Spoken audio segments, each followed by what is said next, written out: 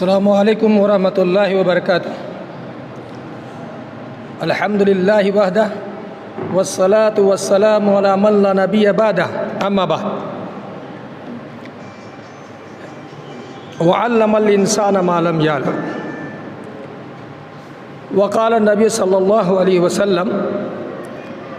طلب العلم فریضۃ علی کل مسلم۔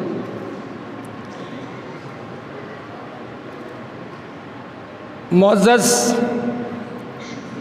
حاضرین اور اس مجلس کے صدر محترم موقر حضرات اور اس مجلس میں شریک سبھی بچے، یہاں کوئی تقریری میدان اور خطاب کا کوئی میدان نہیں ہے، مختصر تاثر پیش کرنا ہے۔ اور چونکہ آپ اس دیار حبیب میں جا رہے ہیں اور ہم نے تو دیکھا کہ ہمارے فضیلت الشیخ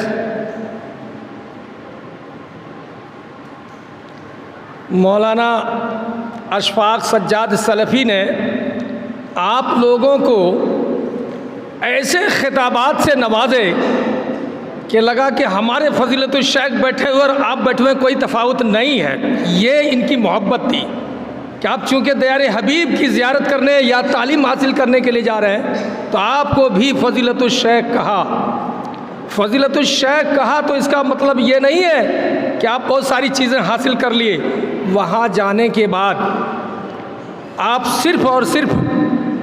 ابھی جیسے ہمارے شیخ محترم معزز مولانا عبدالعلیم صاحب مدنی حفظہ اللہ و تولہ نے آپ کو بخاری کی درس دی۔ بخاری، امام بخاری کی سیرت کو اگر آپ پڑھ لیں اور جس کٹھنائی کو، جس پریشانی کو آپ نے جھیل کر کے ایک ایک حدیث کو یکجا کیا، اور آج 1400 سال سے یا اس سے زیادہ سے یہ حدیث تواتر کے ساتھ ہم پڑھتے چلے جا رہے ہیں، لیکن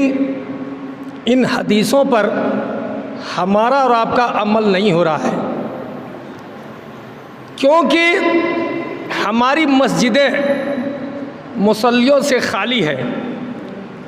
ہم لوگ نوجوان ہیں، آپ مدینہ جا رہے ہیں، شاید آپ توجہ نہ دیں، حدیث پڑھنے یا آپ کا مشغلہ کہ صرف مدینہ ہم جا رہے ہیں، یہ تبرک آپ کو حاصل ہو رہا ہے، لیکن جس پریشانی کے ساتھ ہمارے امام ترمذی نے، ہمارے امام نسائی نے، ہمارے امام مسلم نے اور ہمارے امام بخاری رحمہ اللہ نے آپ کے لیے حدیثوں کو کتنی کٹھنائی، کتنی پریشانی، کتنی صعوبتوں کے ساتھ آپ کو یکجا کر دیا، اور آج ہم اس کو پڑھ رہے ہیں۔ تو ان پریشانیوں کو اگر آپ دیکھیں اور مطالعہ کریں تو شاید آپ کو مزہ بھی آئے کہ اتنی پریشانی کے بعد، مادرزاد اندھا ہونے کے بعد اللہ نے وہ توفیق دی امام بخاری رحمہ اللہ کو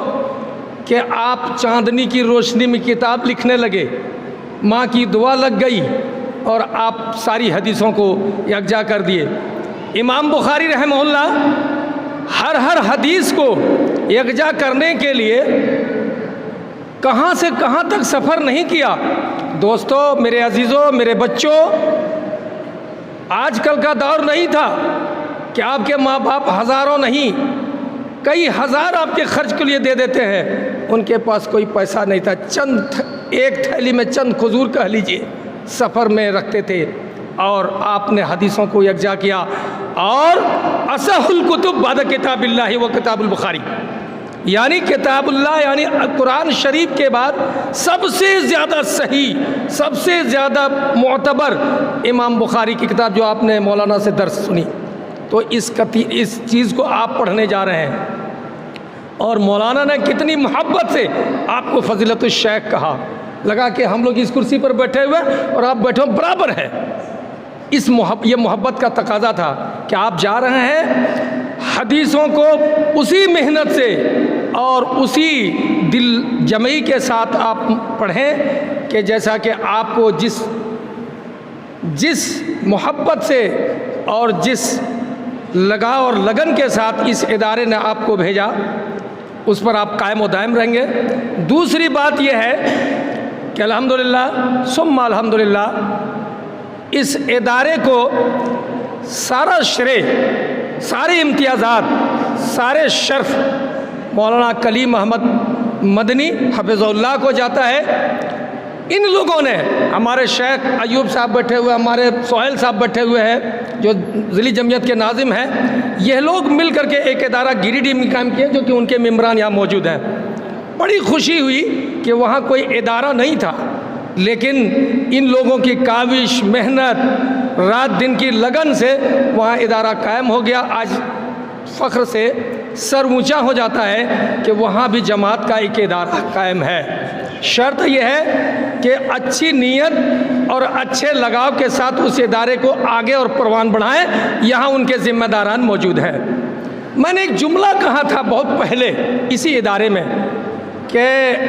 شیخ کلیم کی دو زندگی ہے، ایک مکی زندگی اور ایک مدنی زندگی۔ اور مکی زندگی میں وہ کچھ کر نہیں سکے، جیسے کہ رسول اللہ صلی اللہ علیہ وسلم کے ساتھ معاملہ جو ہوا تھا۔ مدنی زندگی رسول پاک صلی اللہ علیہ وسلم کو ملی اور وہاں آپ نے فتوحات کا آغاز کیا، اور اسلام کو جو عالمگیر مذہب ہے، پوری دنیا میں سب سے بہترین مذہب ہے، آپ کا قرآن کا دعویٰ ہے کہ ان الدین عند اللہ الاسلام، یہ اسلام مذہب سب سے بہترین مذہب اور سب سے بہترین، تمام ادیان ملل و نحل میں اللہ کے نزدیک سب سے بہترین دین یہی ہے۔ تو میرے عزیزو، یہ بہترین دین کے حاصل کرنے کے لیے آپ جا رہے ہیں، اور ہمارے کلیم صاحب نے اتنی محنت اور لگن کے ساتھ اس ادارے کو قائم کیا۔ ہم لوگ جب جامعہ سلفیہ میں پڑھ رہے تھے تو لگ رہا تھا کہ کون مدینہ جا سکے گا، وہاں شرط تھی کہ 70% یا 60% نمبر جس کا آئے گا وہ جائے گا۔ ہم لوگ دوست اس سے زیادہ نمبر لائے، لیکن آیا قد یغلق ابواب الالحاق من غیر الممالک لسنۃ عدیدہ،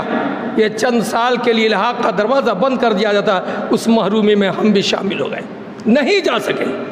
لیکن آپ کی یہ خوش نصیبی ہے، آپ بڑے خوش نصیب ہیں کہ جھارکھنڈ کے اس ادارے سے، جو ابھی فی الحال جھارکھنڈ لیبر میں جماعت اہل حدیث کا سب سے مرکزی حیثیت یہ ادارہ رکھتا ہے، یہ تمام اساتذہ کی مرہون و منت ہے، ان کی کاوش ہے، اور ان کی محنت اور لگن ہے، اور ان کی محبت ہے، اور ان کی خلوصیت ہے کہ آپ حضرات اس دیار حبیب کی زیارت کرنے کے لیے جا رہے ہیں اور وہاں تعلیم حاصل کرنے کے لیے جا رہے ہیں۔ تو یہ لوگ بدھائی کے پاتر ہیں، یہ لوگ بدھائی کے پاتر ہیں کہ یہ لوگ آپ کے لیے لگن لگایا، محنت لگایا۔ ہم تو زیادہ نہیں کہہ سکتے ہیں کہ یہ واقعی بڑے خوش نصیب یہ لوگ بھی ہیں۔ شاید آپ لوگ جا کر کے ان کے لیے دعا کر دیں تو بخشائش ہو جائے، ہم لوگوں کے بھی آپ دعا کریں۔ اخیر میں دعا ہے کہ اللہ رب العالمین ہم سارے مسلمانوں کو صحیح عمل کی توفیق عطا فرمائے۔ وآخر دعوانا